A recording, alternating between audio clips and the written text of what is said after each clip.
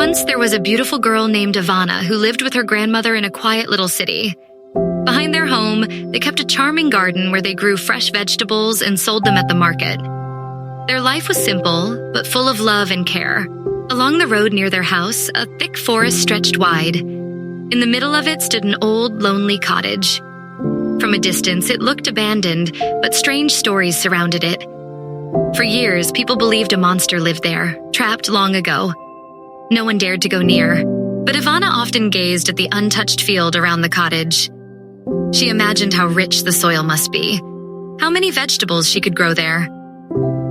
If only I could plant our crops in that land, she thought. Grandmother and I would have a better life. When she shared her idea, her grandmother grew pale and fearful. Never think of going there, Ivana. That place is cursed.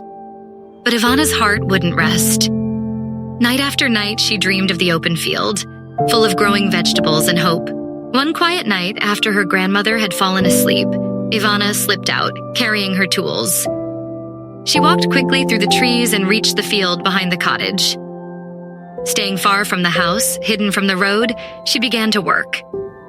For 3 nights, she cleared a patch of land, tilled the soil, planted seeds, and covered them gently with chaff.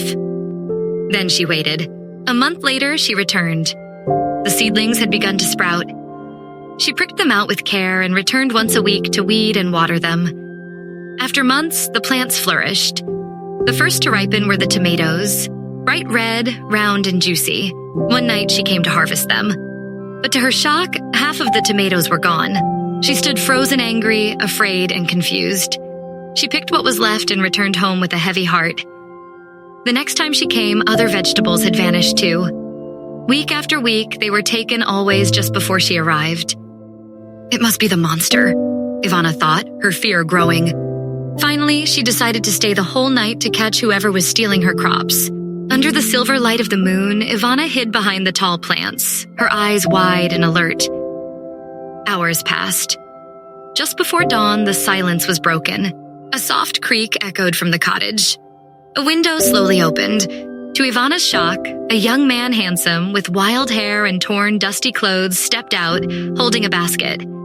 He moved carefully, as if afraid of being seen, and picked the ripest tomatoes.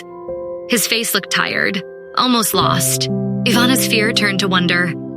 He's not a monster. He moved slowly, cautiously, with eyes that darted toward the trees.